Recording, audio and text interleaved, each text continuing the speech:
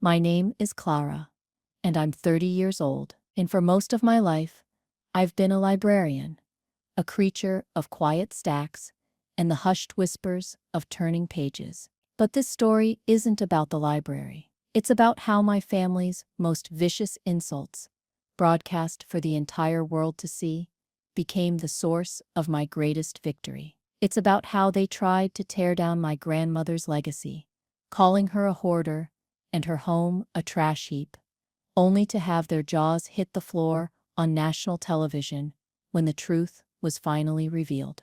They never expected that the quiet librarian they'd overlooked for 3 decades would be the one to have the last, most magnificent laugh. Before I dive into the story of the dusty painting that changed everything, and the moment the cameras captured my aunt's face turning to stone, I'd love to know where all of you are watching from today. Let me know in the comments below. And if you've ever felt underestimated or dismissed by the people who were supposed to support you the most, do me a favor and hit that like button. It helps to know we're not alone in these struggles. And of course, if you're new here, make sure you subscribe to join this incredible community of people who understand that sometimes the quietest voices have the most powerful stories to tell. The story really begins not with an inheritance, but with a loss. My grandmother, Alara, was the only Technicolor person in my grayscale world. My family, my mother's sister, Beatrice, and her children, Mark and Tiffany, operated on a different frequency. Theirs was a world of stock prices, property portfolios, and the relentless glossy performance of success. They spoke in a language of dividends and depreciation, in their worth measured in brand names and bank balances. I, with my modest salary and my love for the tangible history of old books, was an anomaly, a rounding error in their calculations of family prestige. They didn't dislike me, not actively. They simply didn't see me. I was a piece of beige furniture in the grand, gaudy showroom of their lives. But Grandma Alara saw me. Her house, a sprawling, slightly lopsided Victorian on the edge of town, was my sanctuary. To outsiders, and certainly to my family, it was a chaotic jumble. Every surface was covered, every corner was filled, but it wasn't junk. It was a cartography of a life lived with open eyes and a curious heart. A tower of National Geographic magazines from the 1960s wasn't clutter. It was a testament to her dream of seeing the world, a dream she'd largely fulfilled. A chipped porcelain teacup wasn't trash. It was the cup she'd bought in a Kyoto market in 1972. The one she used to serve me sweet milky tea while telling me stories of Shinto shrines and cherry blossoms. Her stories were my real inheritance, long before any will was read. She'd sit me down in a worn armchair, its floral pattern faded into a gentle ghost of its former self, and transport me. With a brass astrolabe she'd found in a dusty shop in Lisbon, she'd trace the paths of ancient mariners. With a collection of hand-painted Russian nesting dolls, she'd tell me tales of the Firebird and Baba Yaga. My cousins, Mark and Tiffany, found these sessions baffling. They would visit, wrinkle their noses at the scent of old paper and lemon polish, and ask when they could go home to their video games and television shows. "It's so weird in here," Tiffany would whine, picking at a loose thread on a heavy damask curtain. Mark would just look bored, already practicing the air of detached superiority that would define his adult life. Grandma Alara never seemed to mind their disinterest. Her focus was on me. "Pay attention to the things people throw away, Clara," she'd tell me, her eyes twinkling. "That's where the real stories are. People value what's new and shiny. They forget that value is a story, not a price tag." She taught me to see the world not as a marketplace, but as a museum of forgotten wonders. When she got sick, it was a slow, cruel fading. The vibrant light in her eyes dimmed. Her stories became fragmented. I spent every spare moment with her, reading to her from her favorite travelogues, my voice filling the quiet spaces between the ticking of a dozen clocks. My aunt, my cousins, they visited. They brought expensive, scentless flowers that wilted in their vases and made conversation that skimmed the surface of things. They talked about the weather, about Mark's latest promotion, about Tiffany's growing social media following. They never once asked about the stories behind the objects that filled the room. They never saw the room as anything but a problem to be dealt with later. Her passing left a hole in my universe. The silence in her house was deafening. The ticking clocks seemed to have stopped. I was adrift. The funeral was a sterile, efficient affair, organized by Aunt Beatrice with the same impersonal precision she applied to a corporate merger. She spoke of her sister in broad, generic strokes, of her unique personality and eclectic tastes, the words carefully chosen to be polite euphemisms for crazy and hoarder. A week later, we were all gathered in the sterile beige office of Mr. Davies, the family solicitor. The air was thick with a tense, expectant silence. Aunt Beatrice sat perfectly erect, her handbag clutched in her lap like a weapon. Mark checked his phone, a flicker of annoyance on his face, as if this whole affair was an inconvenient delay in his schedule. Tiffany was reapplying her lipstick. I just felt numb, a ghost in the room. Mr. Davies cleared his throat and began to read. The will was simple. A few monetary bequests to charities, some personal items left to friends. Then came the main event. And to my beloved granddaughter, Clara Vance, he read, his voice steady, for being the only one who ever truly saw the magic. I leave my house at 22 Oak Lane and the entirety of its contents. May you continue to find the stories within its walls. The silence that followed was a physical thing. It pressed in on my ears. I saw Tiffany's perfectly glossed mouth fall open slightly. Mark finally looked up from his phone, a frown creasing his brow. Aunt Beatrice's spine, if possible, became even more rigid. Her knuckles were white where she gripped her handbag. The house, Beatrice said, her voice a sharp, brittle thing. She left the entire property to Clara, and its contents, Mr. Davies confirmed, not looking up from the document. The carefully constructed dam of my family's politeness broke. That's ridiculous, Mark snapped, finally giving the situation his full attention. The land alone is worth a fortune. Clara has no idea how to manage an asset like that. It needs to be liquidated. Liquidated, I whispered, the word sounding obscene in the quiet office. Sold, Clara. For the land, he said, speaking slowly as if to a child. The structure itself is a teardown. It's a liability. But it was her home, I managed, my voice trembling. Our home.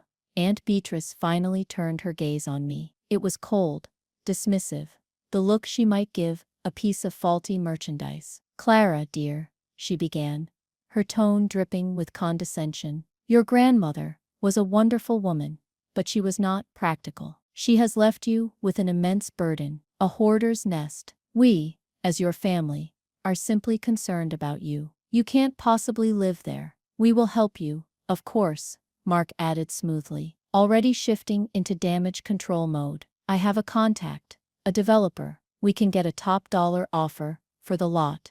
Fast-track the demolition. We'll handle everything. They weren't offering to help me. They were offering to erase my grandmother, to bulldoze the only place I had ever felt truly seen, and to turn her lifetime of stories into a tidy sum on a bank statement. In that moment, sitting in that sterile office, I felt the first flicker of something that wasn't just grief or sadness. It was a slow-burning anger. I looked at their faces, calculating, dismissive, utterly certain of their own correctness, and I knew this was only the beginning. My grandmother had left me her house, but she had also left me a battle to fight. And for the first time in my quiet, overlooked life, I had no intention of backing down. Moving into the house was like stepping into a preserved moment in time. The air still held the faint, unique scent of my grandmother, a combination of Earl Grey tea, old books,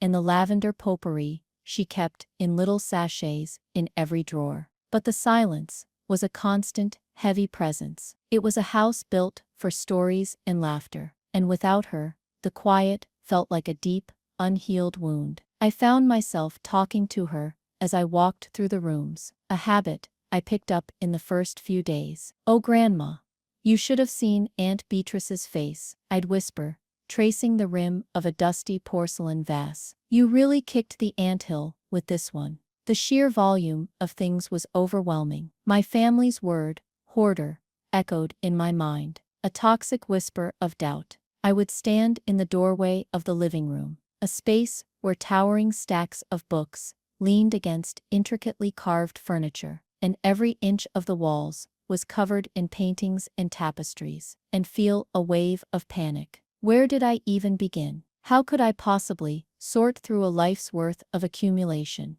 The task felt monumental, like being asked to catalog the ocean. My initial attempts were slow, painstaking, and deeply emotional. I couldn't just throw things into a bin bag, as Mark had cheerfully suggested. Every object was a landmine of memory. I picked up a small, intricately beaded clutch purse from a side table. Inside, instead of money, it was a ticket stub from a 1958 production of My Fair Lady at the Theatre Royal, Drury Lane, and a single pressed gardenia, now brown and fragile as a butterfly's wing. I sat on the floor, the scent of phantom perfume in my nostrils, and wept. This wasn't just a purse, it was an evening, a memory, a story of my grandmother, as a young woman, full of hopes and dreams. How could I throw that away? My sorting process became an archaeological dig into her soul. I'd spend an entire afternoon with a single box, unearthing old postcards from Venice,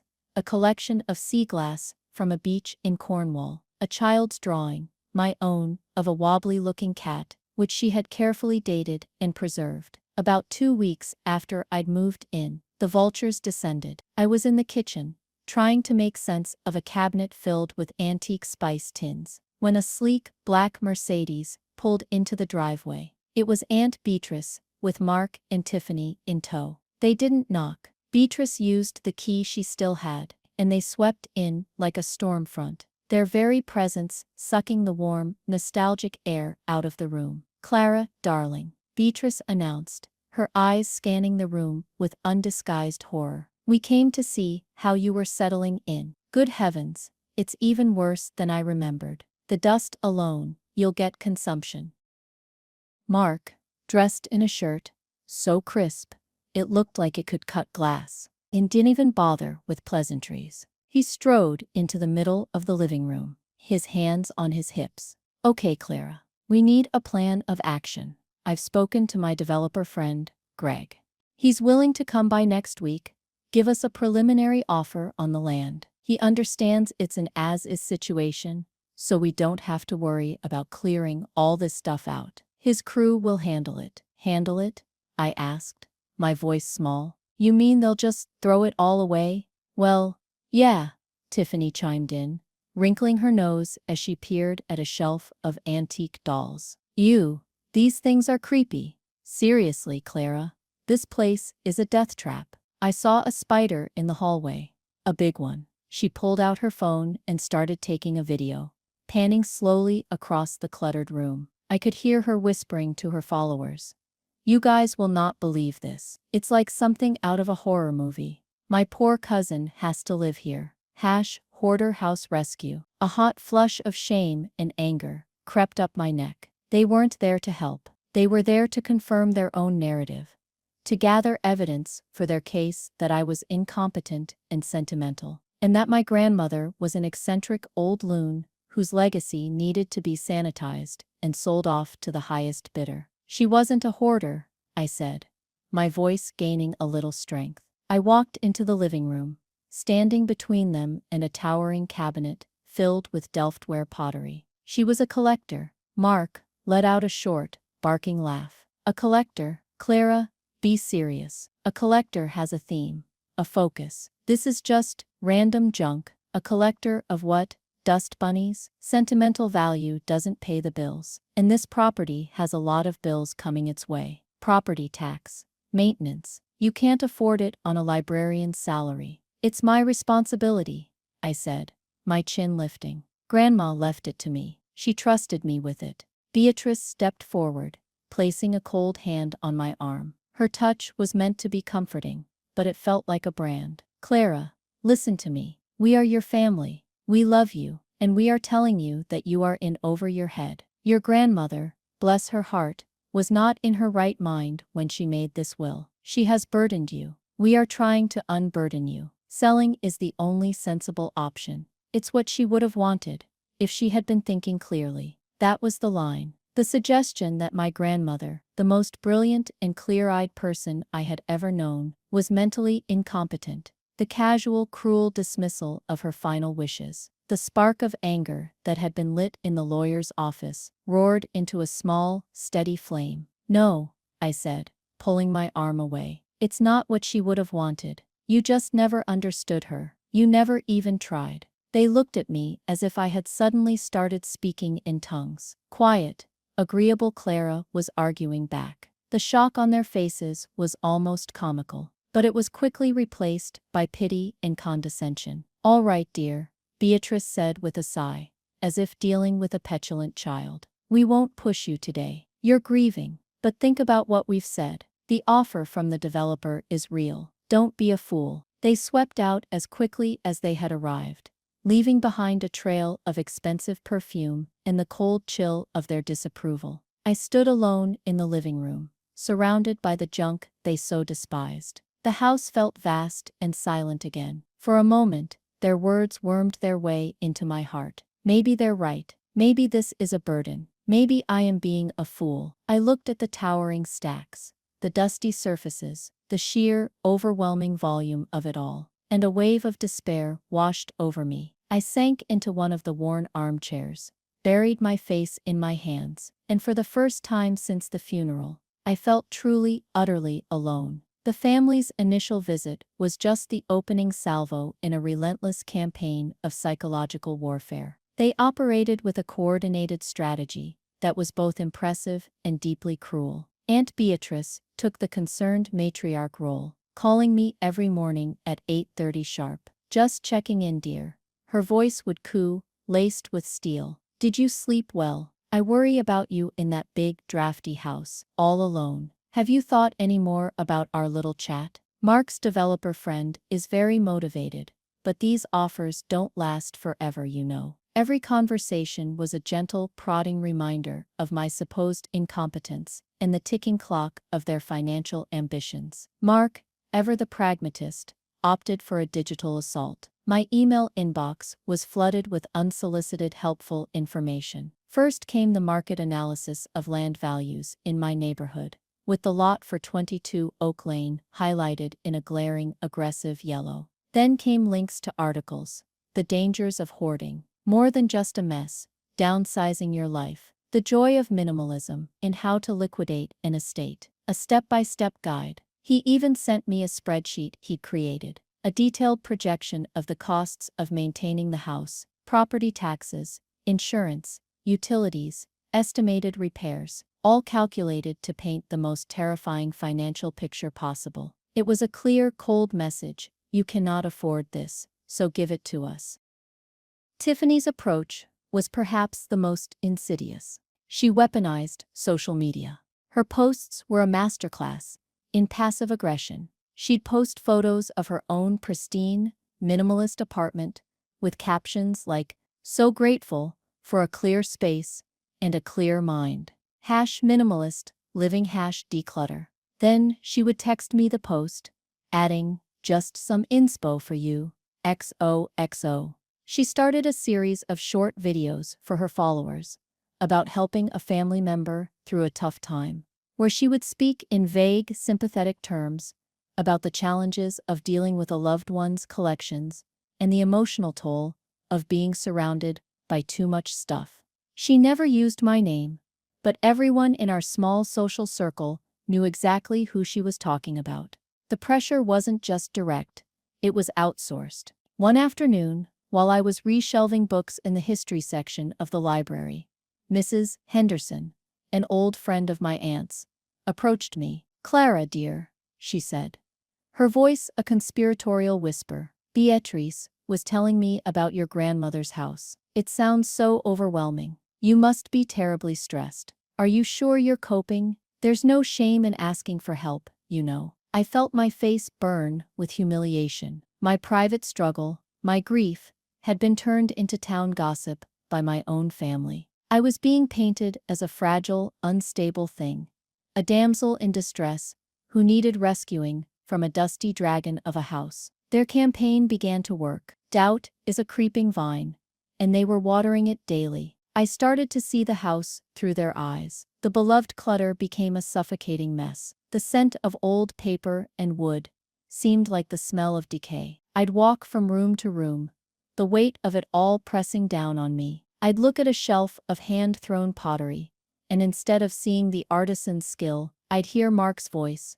Worthless, no resale value. I'd touch a beautiful hand-embroidered shawl and hear Beatrice's sigh. More dust collectors. One rainy Tuesday, and hit a low point. I was in the study, a room so packed with books and boxes of papers that you could barely walk. I had been trying to sort through a box of my grandmother's correspondence, but it felt hopeless. Letters in languages I couldn't read, notes scribbled on napkins, receipts from 50 years ago. I felt a wave of dizziness and leaned against a large, mahogany desk. My hand landed on a stack of ledgers, sending a plume of dust into the air. I coughed, and suddenly I was crying, sobbing with a raw, hopeless grief I hadn't allowed myself to feel since the funeral. They were right, it was too much. The house wasn't a sanctuary. It was a tomb, and I was being buried alive in it. I can't do this, I thought.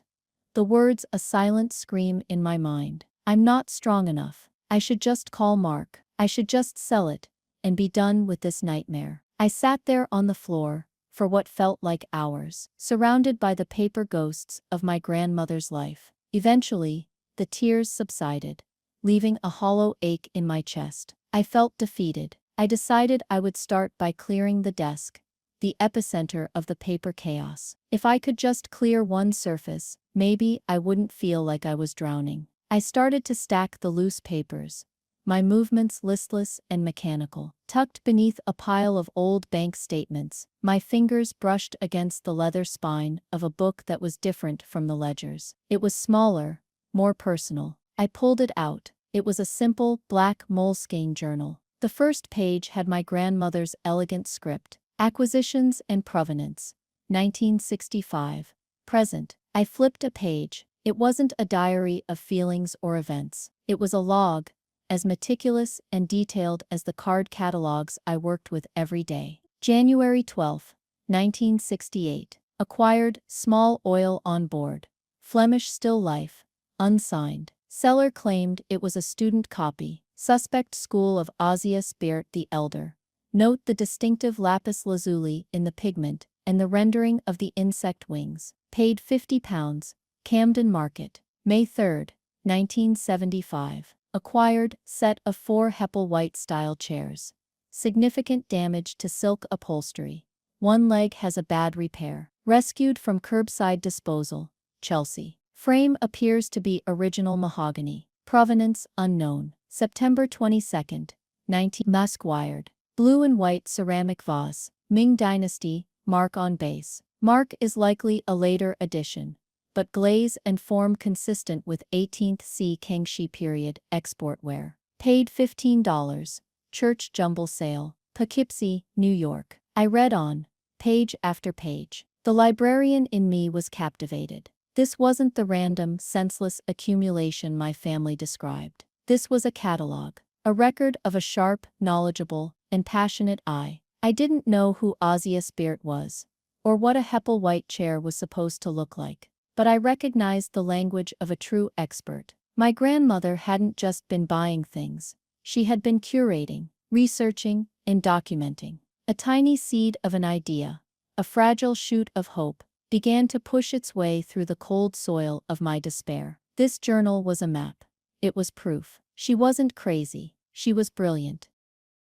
I clutched the journal to my chest, a lifeline in a sea of doubt. That evening, as I was walking out to the mailbox, at the end of the long driveway, a brightly colored flyer caught my eye, stuck inside the lid. Treasure Finders is coming to town. It screamed in bold, cheerful letters. It was the flyer for a popular antiques appraisal show, the kind where hopeful people brought their attic finds to be judged by experts. The flyer said, They were looking for unique homes in the area for a special episode called Hidden Gems, uncovering Britain's secret collections. It called for people with historic, cluttered, or unusual houses filled with a lifetime of stories. A wild, reckless idea sparked in my mind. It was terrifying and exhilarating all at once. My family wanted to humiliate me. They wanted to paint me as the crazy curator of a house full of junk. Fine. I would invite the experts in. I would let them see what I was just beginning to see, what my grandmother had documented in her secret journal. Maybe they would find nothing. Maybe they would confirm my family's worst fears, and I would be mortified on national television. Or maybe, just maybe, they would find one thing, one small thing to validate her, to prove that her life's passion wasn't a madness, but a gift. My hands were trembling as I went back inside, sat down at the dusty mahogany desk, and opened my laptop. I found the online application form for treasure finders. Under the section, Describe Your Collection, I paused. Then, with a newfound sense of purpose, I began to type. A lifetime of objects acquired from around the world by my late grandmother, Elara Vance, a self-taught historian and collector with a remarkable eye for finding beauty in forgotten places. I took a deep breath, attached a few photos of the more intriguing-looking rooms, and clicked Submit. The little green checkmark that appeared on the screen felt like a declaration of war. A week passed in a haze of nervous anticipation. Every time the phone rang, my heart leaped into my throat. I told no one what I had done. It was my secret, a fragile bubble of hope. I was terrified my family would burst. Then, on a Thursday afternoon, an unknown number from London flashed on my screen. I answered, my hand trembling. Hello, may I speak with Clara Vance? A cheerful, professional voice asked. My name is Sarah Jenkins. I'm a producer with the television show Treasure Finders. My breath caught in my chest. Yes, this is Clara. Wonderful, she said, her voice warm and genuine. We received your application for our Hidden Gems special, and we are absolutely fascinated.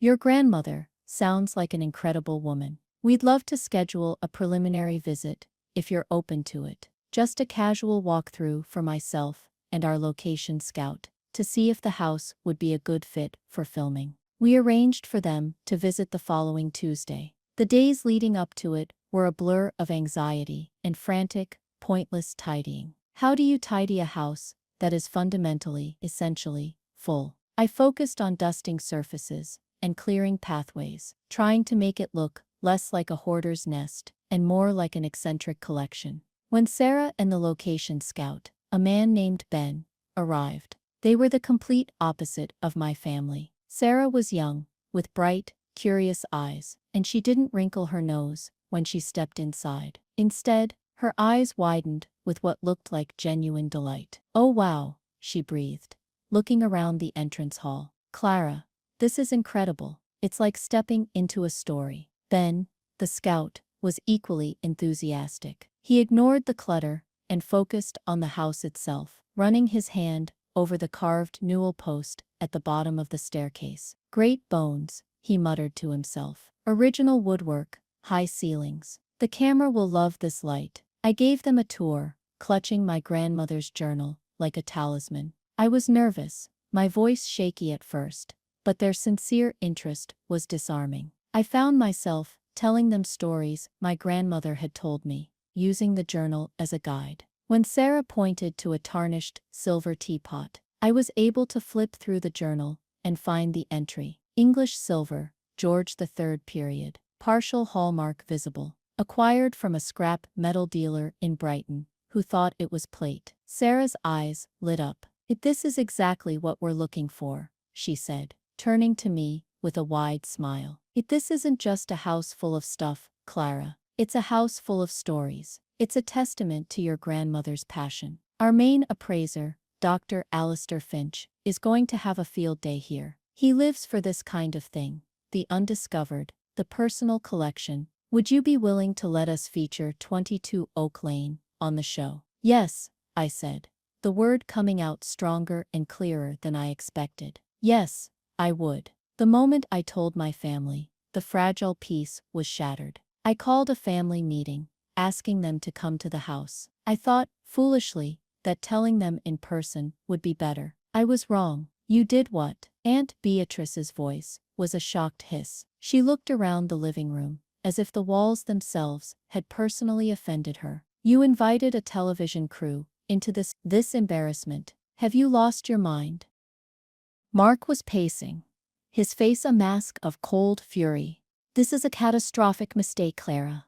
Do you have any idea what this will do to the property's value? We'll be a laughingstock. They'll portray us as the dysfunctional family living in a trash heap. The developer will run for the hills. You are actively sabotaging our financial future. Our future, I countered, my newfound courage holding steady. You mean your financial future? Grandma left the house to me. And for good reason, apparently. Tiffany shrieked, her face flushed with anger. So you could turn our family into a reality TV freak show. My followers are going to see this. People I work with. This is social suicide. They tried everything. They threatened, they cajoled, they pleaded. Beatrice appealed to my sense of family honor. Mark tried to intimidate me with legal jargon about fiduciary duty. Tiffany actually cried, crocodile tears streaming down her perfectly contoured cheeks. But something inside me had solidified. Their panic, their outrage, it all stemmed from one thing: the loss of control. For my entire life, they had controlled the narrative about me, about my grandmother, about our family. Now, I was taking the story into my own hands. I'm doing it, I said, my voice quiet but unshakable. The crew comes in 2 weeks. A new strategy dawned on Beatrice's face. If you can't beat them,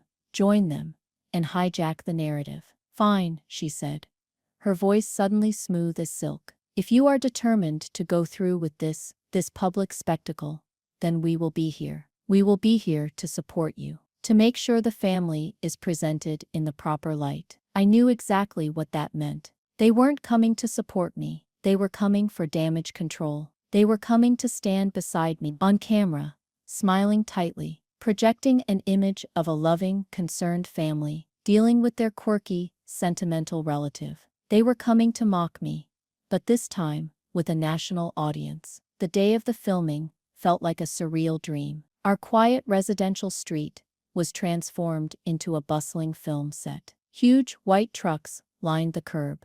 Thick black cables snaked across the lawn, and people with headsets and clipboards strode around with an air of urgent purpose. My family arrived shortly after the crew, dressed for a royal wedding. Aunt Beatrice wore a navy blue Chanel suit that looked like it had been sculpted from solid judgment. Mark was in a tailored suit, looking every inch the Wall Street predator. Tiffany had on an outfit that was somehow both casual and breathtakingly expensive.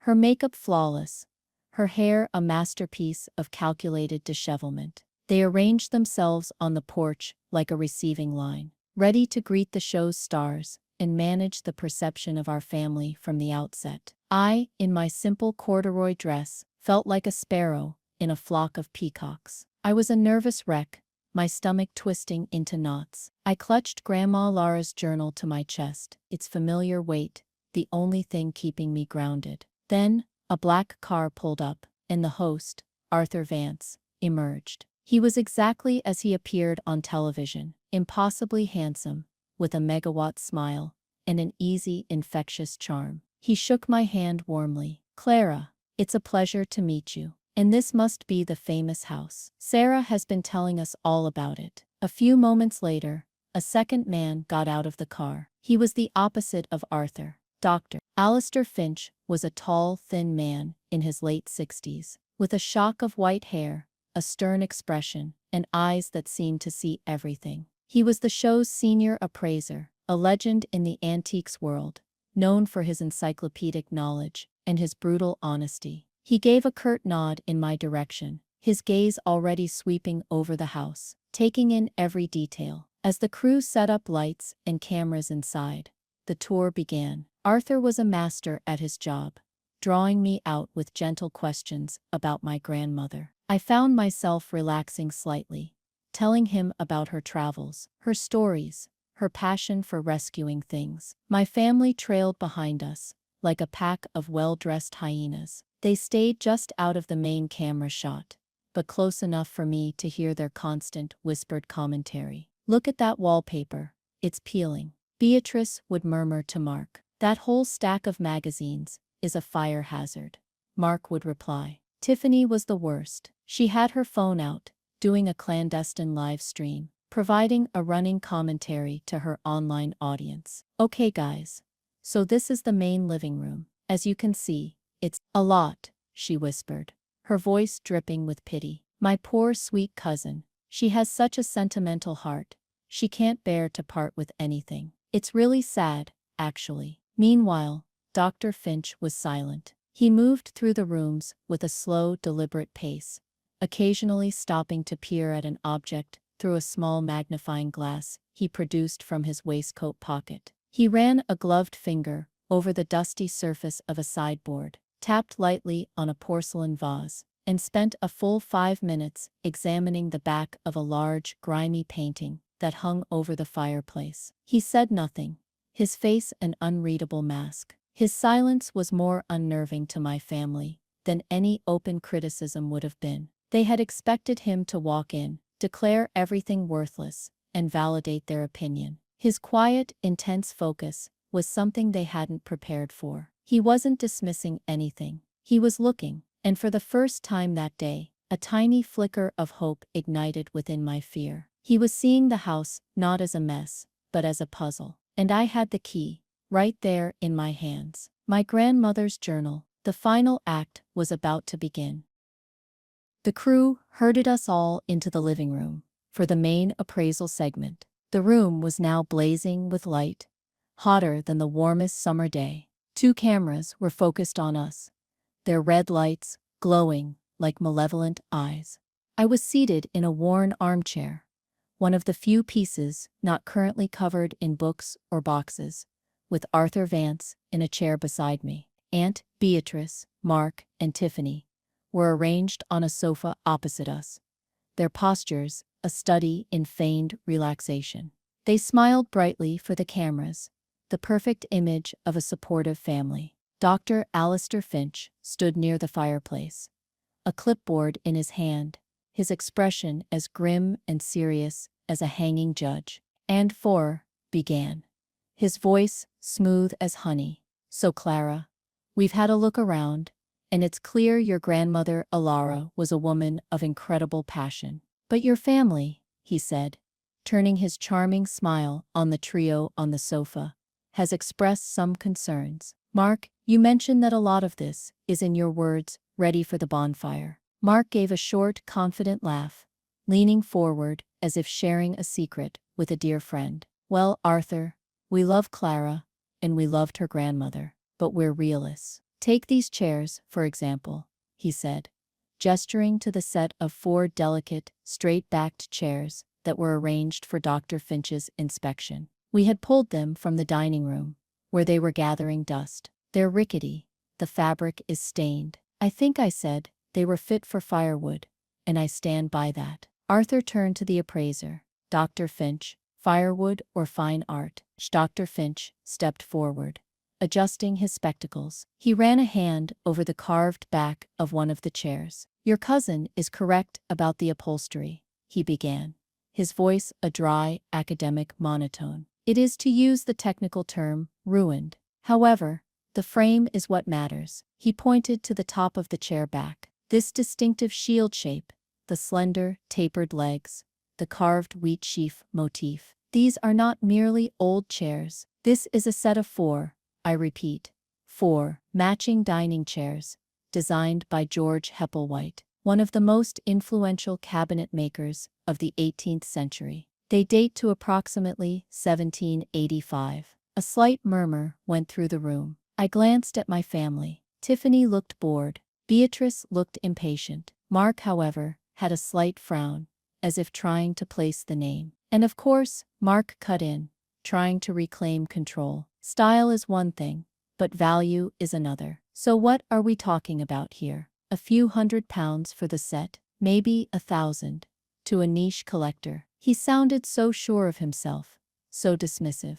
Dr. Finch looked at Mark directly, his gaze cold and penetrating. It was the look of a master correcting an insolent student. Mr. Vance, a single, authenticated Hepplewhite chair in poor condition might fetch £1,000. A matching pair is exponentially rarer. A set of 4, even requiring complete restoration of the upholstery, is something most dealers only dream of finding. He paused, letting the silence hang in the air. Conservatively, at a major London auction house, this set would carry an estimate of £60,000 to £80,000. The sound Tiffany made was a small, strangled gasp. Mark's confident smirk vanished, replaced by a slack-jawed, vacant stare. His face went pale beneath his expensive tan. Aunt Beatrice's perfectly applied lipstick was now a thin, tight line of disbelief. The camera, bless its heart, zoomed in on Mark's face, capturing his utter gobsmacked shock for posterity. I felt a dizzying, giddy rush. It wasn't just about the money. It was the look on his face, the complete and utter deflation of his arrogance. Arthur,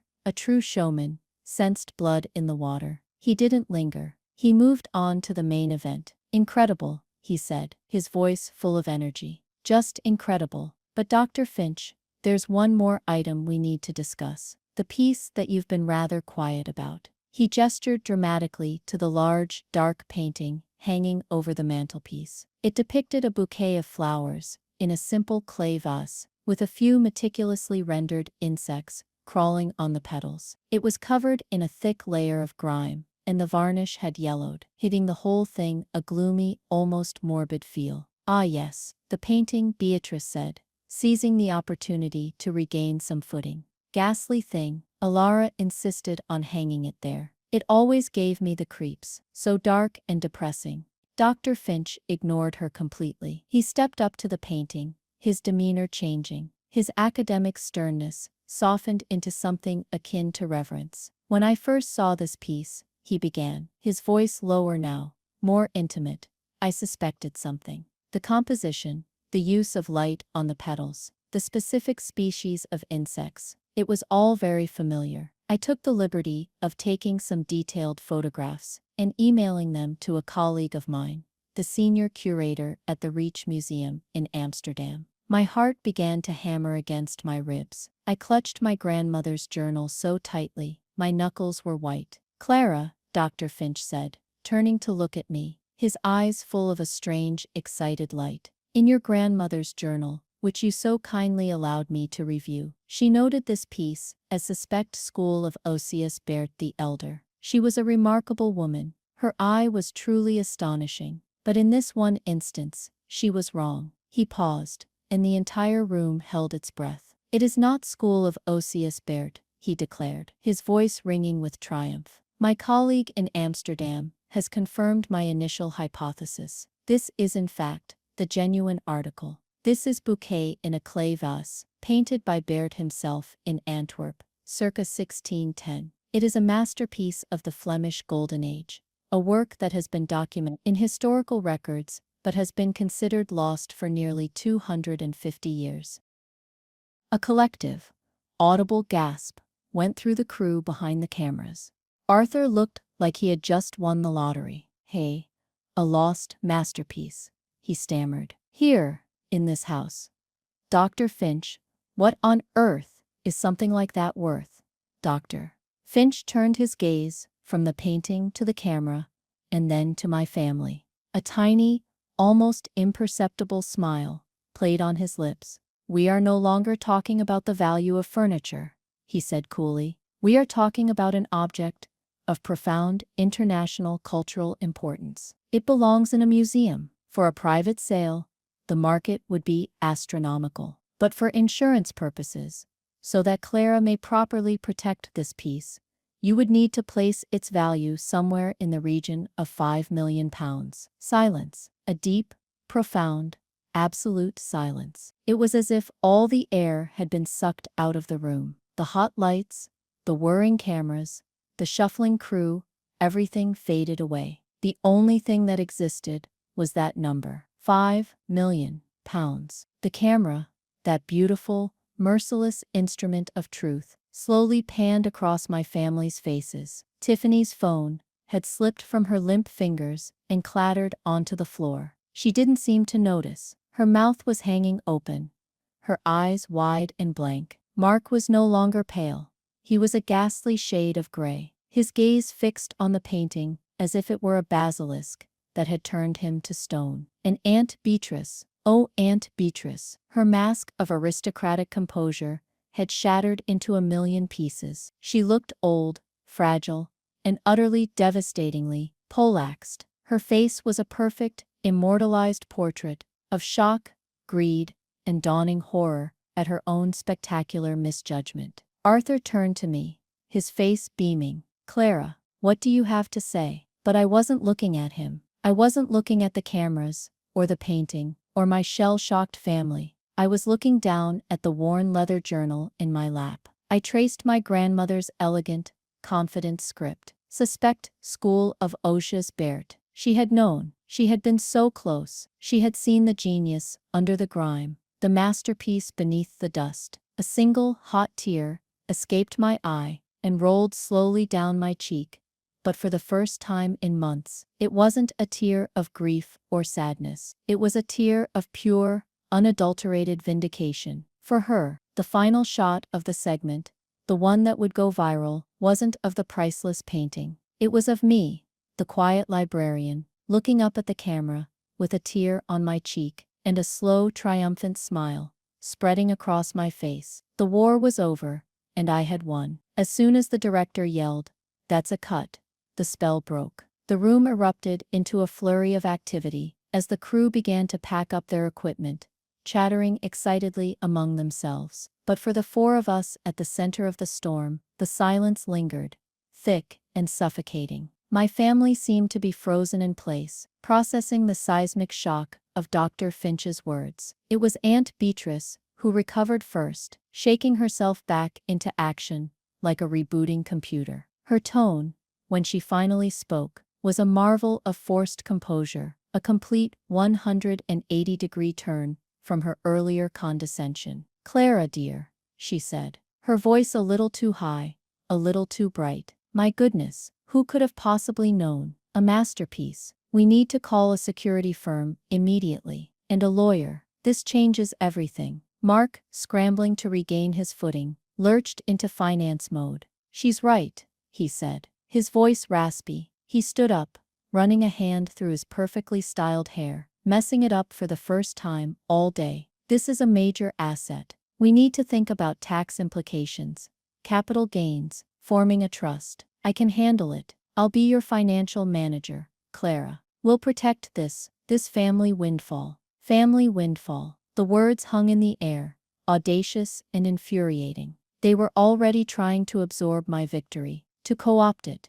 to make it theirs. Tiffany, finally retrieving her phone, rushed to my side, her face a mask of manufactured sincerity. "Oh my God, Clara.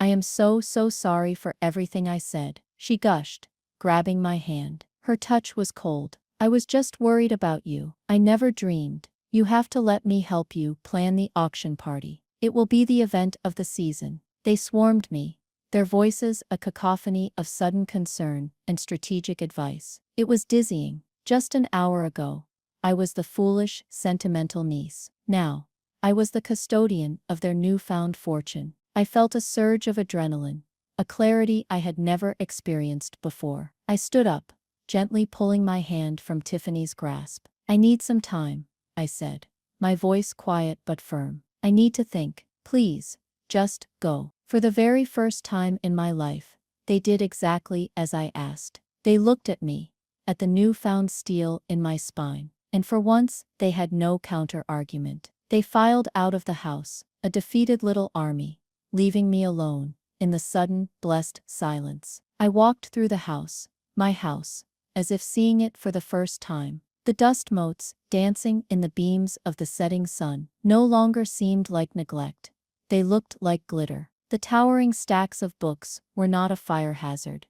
They were a library of genius. The cluttered rooms were not a mess. They were a cabinet of wonders. I went to the dining room, and ran my hand over the smooth, carved back of a Heppel-white chair, worth more than my car. I stood before the fireplace and stared at the painting, the lost beard. Beneath the grime, I could now see the impossible vibrancy of the colors, the life breathing in the petals of the flowers. I felt my grandmother's presence so strongly, it was as if she were standing right beside me, a proud smile on her face. "You see, Clara," I could almost hear her whisper, "I told you the stories were in the things people throw away."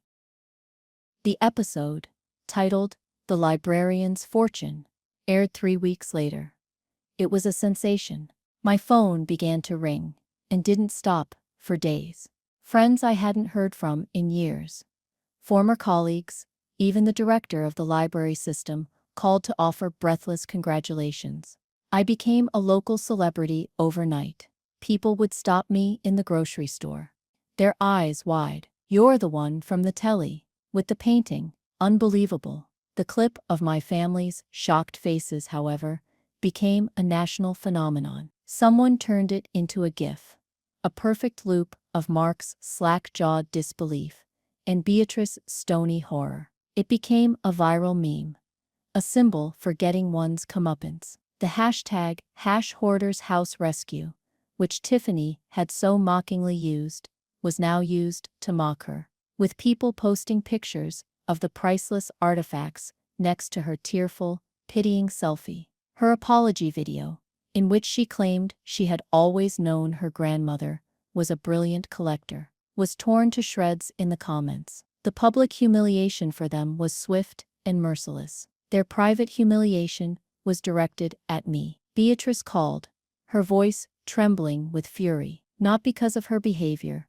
but because of how she was portrayed. "They edited it to make us look foolish, Clara. It was a deliberate character assassination. You should have defended us." Mark sent a formal, 7-page email detailing how my refusal to accept professional guidance was putting the asset at risk. He offered, once again, to manage the entire affair for a modest family fee. I ignored them all. I met with a discreet and highly recommended lawyer and an art conservationist, both suggested by Dr. Finch. They helped me get the painting professionally authenticated, insured, and secured. They confirmed the valuations, and even discovered a few other significant pieces my grandmother had logged in her journal.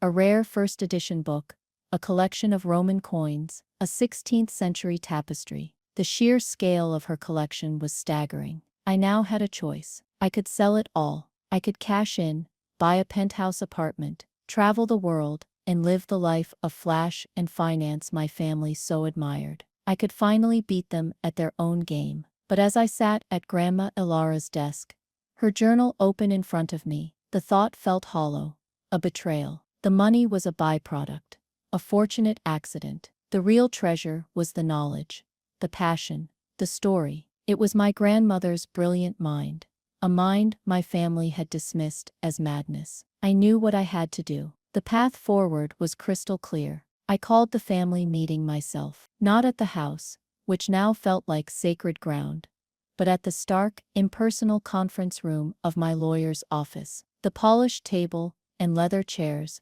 felt like a neutral battlefield. They arrived looking tense and expectant, like they were about to hear the details of a merger. Beatrice, Mark, and Tiffany sat on one side of the table. I sat on the other, with my lawyer, a calm, gray-haired woman named Miss Albright, beside me. "Thank you for coming," I began, my voice steady. I had rehearsed this. "I've made my decisions regarding the house and the collection." Mark leaned forward, a pen and notepad at the ready. "Excellent. So auction at Sotheby's or Christie's?" "I have pros and cons for both." "Neither," I said simply. The three of them stared at me. "I am not selling the Beard painting," I continued, my voice gaining strength with every word. "I am not selling the Heppel-white chairs, and I am not, under any circumstances, selling the house." "Then what are you doing?" Beatrice demanded, her voice sharp with impatience. "Letting it all rot."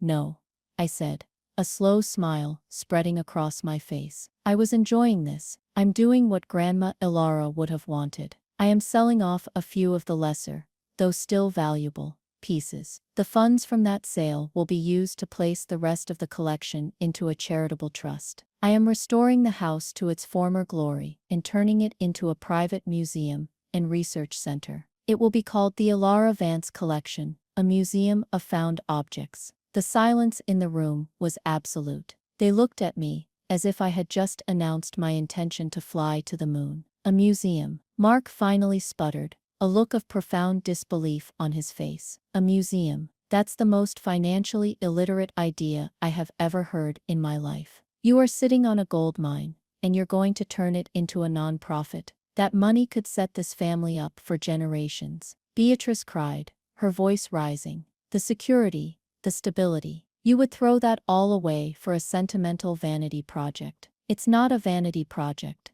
I said calmly, looking each of them in the eye. It's a legacy. Her legacy. For 30 years, you saw a hoarder. You saw junk. You saw a nuisance and a liability. My grandmother saw history, beauty, and stories. She left her world to me because she knew I saw it too. You valued money. She valued knowledge. I am choosing her values. I stood up, placing my hands flat on the table. This was never a family asset. It was her gift to me, and this is how I have chosen to honor it. The discussion is over. I turned and walked out of the room, leaving them sitting there, in stunned, furious silence. It was the most powerful I had ever felt in my life. A year later, the gates of 22 Oak Lane reopened. The house gleamed. Its Victorian fretwork freshly painted, its gardens meticulously restored. A discreet brass plaque by the door read the Alara Vance Collection. Inside, the chaos was gone, replaced by order and light. The Burt painting hung in a climate-controlled alcove, expertly lit, its colors now deep and vibrant after a careful restoration. The Heppel-white chairs, reupholstered in period-appropriate silk damask, sat in the dining room. Every object was displayed with care, accompanied by a small plaque containing an excerpt from my grandmother's journal telling the story of its discovery. I was no longer just a librarian. I was the curator and director of my own museum. I walked through the rooms, no longer a quiet, overlooked girl, but a confident woman who had built something beautiful from the ashes of her family's scorn. That day, I was leading a tour for a group of university art history students. I spoke about provenance, about connoisseurship, about the importance of seeing the extraordinary in the ordinary. I saw the same light of curiosity in their eyes that my grandmother had once lit in mine. My life is quiet again, but it's a different kind of quiet. It's not the silence of being ignored, but the peaceful, purposeful quiet of a life filled with meaning. My family and I, we don't speak. They cannot comprehend my choice. They see my life as a monumental waste of potential profit. But their opinion is just a faint, distant noise now. I don't need their validation anymore. I found my own, not in the price tag of a painting, but in the fierce, beautiful, and brilliant legacy of the woman who had always seen the treasure in me. My family saw a hoarder's house, but my grandmother, she left me a kingdom. And that is my story. It's a story about learning that your own worth is something you define for yourself, not something that is given to you by others. The people who underestimate you are not the arbiters of your value.